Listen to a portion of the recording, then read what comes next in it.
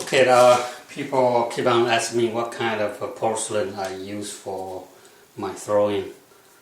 Today I'm going to show you what kind of porcelain I have for my most throwing at my home studio. I actually have two different type of porcelain. One is called Coleman porcelain, and the box looks like this. And I can get it from our local clay supply store. It's called Clay Planet, and you can go there and get it. I use that, but this porcelain, this is the back of the box. This porcelain is very good for throwing.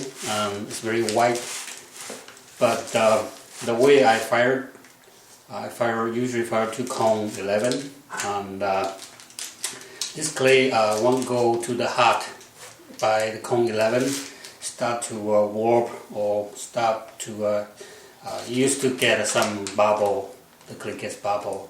So I try to fix the clay if I want to fire to cone 11 or higher. So by adding a local clay, this is the clay from our local store. Okay, the store is called Clay Planet, and the name of the clay is called Glacier. And so I mixed both clay together at 2-to-1 ratio, 2 part of Coleman and 1 part of Glacier. I have a puck mill, so it's very easy for me to blend them together. And I usually pack them out and put it in a bucket. You can buy it from Home Depot, the orange bucket. I just pack out and put it in the bucket and use it. And once I use them up, I recycle. And I'm going to also show you how I recycle my clay.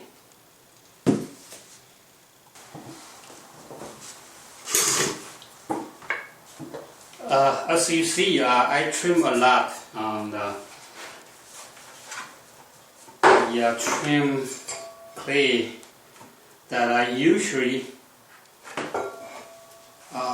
take it off the splash pan and put it in the bucket where I use the bucket for the throw. So I usually put my clay into the bucket. And for your own home studio, you might want to control better by, this is what I do. I use the bucket to throw my clay, and then after I trim my stuff, I put it back into the bucket. And until I got enough, the bucket is full. And then I will put it into a larger bucket.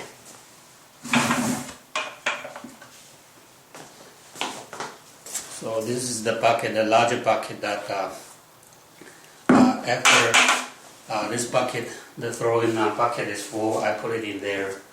And then I let it sit for a couple days, and I will scoop it out, scoop all the clay out, and then put it on a plaster bowl and let it dry for a couple days, and then you can reuse the clay again. So in here you will see I usually put it underneath my wedge in my table. I have the sheetrock or people call drywall. I put it on a plastic bag, so if the water is too much, I will have a plastic bag there to protect my table. And also you can make your own plaster. This is made out of plaster, so the plaster absorbs the water easily, so that's how you can recycle your clay. So basically, just scoop out the clay and just place it on the plaster bowl.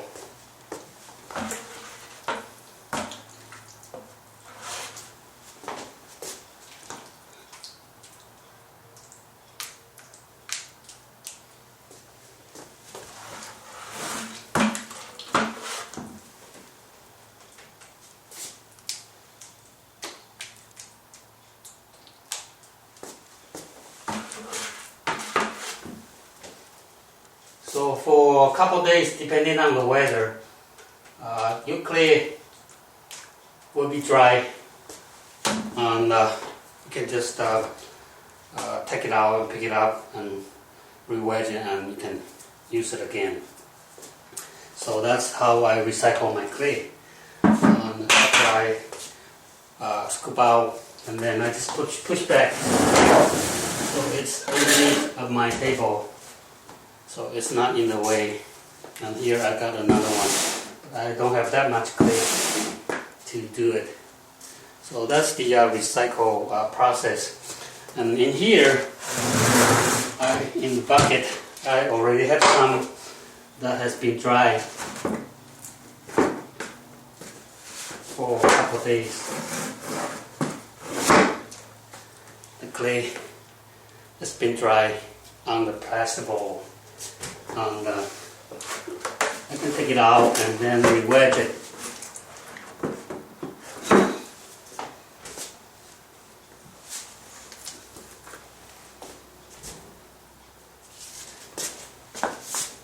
So let me move my camera.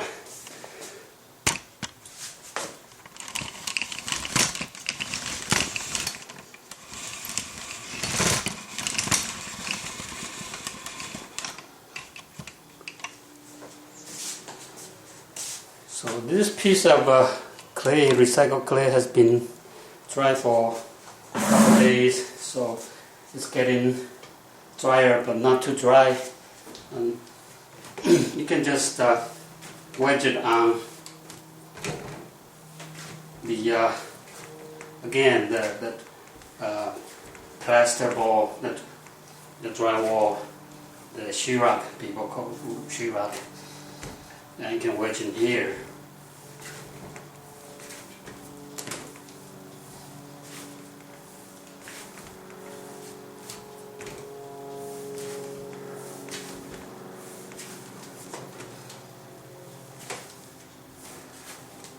And if you if you are worried about that your clay is getting short, actually you can add some new clay to it to blend with the new clay. This is recycled clay, and you can add some new fresh bag of clay out of the bag, and you wedge with them. And that's what I usually do because I have a puck mill, so it's very easy by adding the old clay, the recycled clay, with the new clay. I can blend them together and get a very nice clay again. I will show you my puck mill. So this is my puck mill. I put it under a shade that I built right next to my house in my side yard, and I usually leave it here. So it helped me a lot because it's hard to wedge the clay, and after you wedge, you might be too tired to throw. So with a puck mill, it helps you mix in the clay nice, and also this one has the air function. Until this part here is filled, and then I'm going to cover it and let the machine do the work.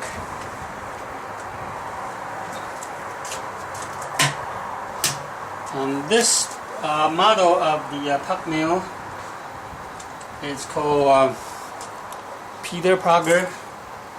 It go up to 28 psi, so it's really help.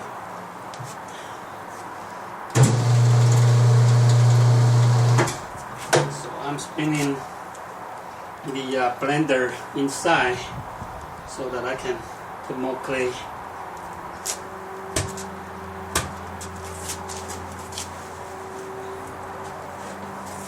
In my top wheel.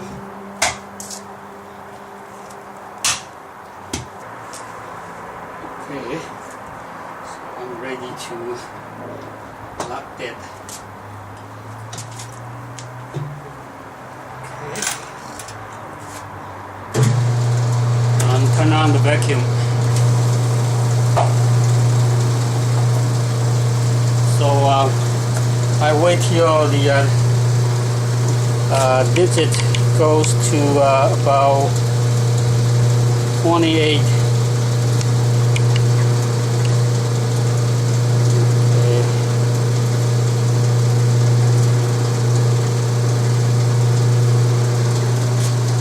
The vacuum is climbing, so I wait till it gets to 28 and then I can start to pack out my clay.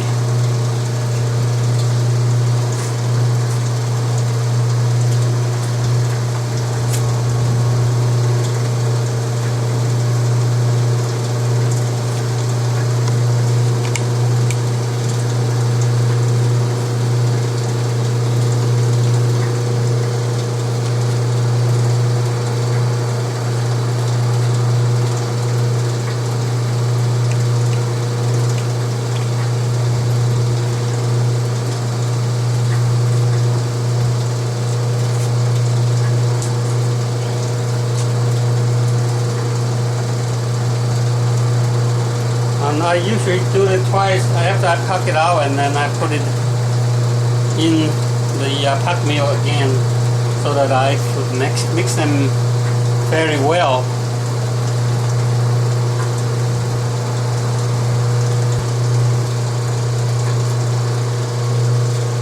Let's start to pack out my clay.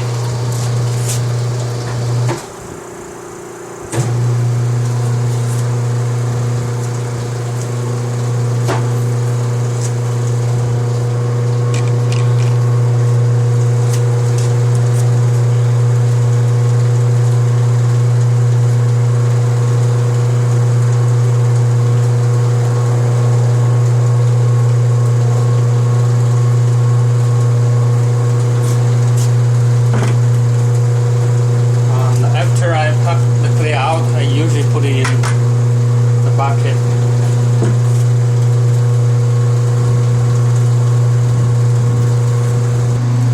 So to try to get the most clay out, I need to release the vacuum. I already stopped the vacuum. And I can release the valve.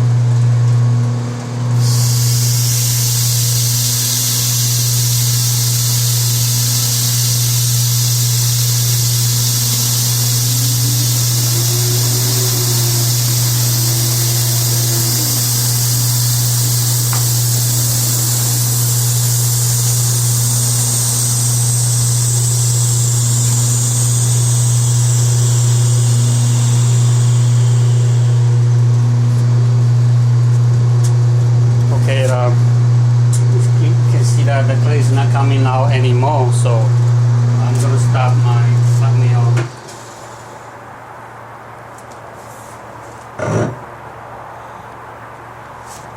And take it out. I told you that I would put the clay back into the pack mill again so that they will blend even better. I will show you the final. So here, as you can see, that I already have my clay packed, and I put it in a bucket and put it in my studio. Just with the lid cover it, so when I am ready to throw, I just get the clay out of the bucket and start to throw. Okay, to summarize what I have just told you about my clay recycling process. First, I pack mill my parts and then put it in the bucket, and so when I'm ready, I can pull out from the bucket and throw. And wait a couple of days, maybe 1 day or two, or depending on weather. when they are ready to trim, I trim a lot. And as you can see, that this is all the stuff that I removed from the parts that I made, so that to get my parts lighter and to let them look more beautiful. And this is all the stuff that you don't throw it away. You want to recycle. So what I do is I put this in my bucket where it contains water, that where I throw. I use the water bucket, and then I just put it in until they are filled. And then I wait a couple days. Or I have a larger bucket, and I can put it in a larger bucket there and wait a couple days before I pour it out and let them dry. So this is all the stuff that full of the trim, the clay that removed from my pots. And then I stir them so that they get soaked in the water evenly. And that's why I told you about let your clay soak a couple days before you take it out, because you want the water to evenly distribute into the a little bit of dry clay, so that they will be more even. So put it in there and I stir them. So this is kind of like slip, and then put it in the bucket for a couple days, and then I told you that I show you I scoop them out and put it on a plaster bowl and for another a couple days, and then they will be dry. And if you don't have a machine, a puck mill to blend to mix your clay, you can just wedge it on the board. I would recommend you get some new clay and blend with your older clay, recycled clay, so that you get more plastic. So this is the process. And even I have a private lesson in my studio. I strictly tell my students that they want to wash the clay in the bucket. Wash after they finish washing the bucket. They don't go right to the tap water. So wipe up all the excess clay in the bucket and do the final rinse to the tap water. That's the recycle. So I don't have much of a waste clay or waste water, because this is the system is work for me. And the water either vapor out, or the water absorbed by the clay I recycle. Then I puck mill. And for the people who are amateur, I don't recommend you buy a puck mill, because it costs a lot. It costs about at least $3,000 for a simple one, and up to $5,000–6,000. But if you are professional people who want to get the work done easier and faster, a puck mill it's a good investment. And like I told you, that my puck mill is almost 20 years and it's still working for me. So that's my advice. And thanks for watching my recycle plan. Okay, thank you.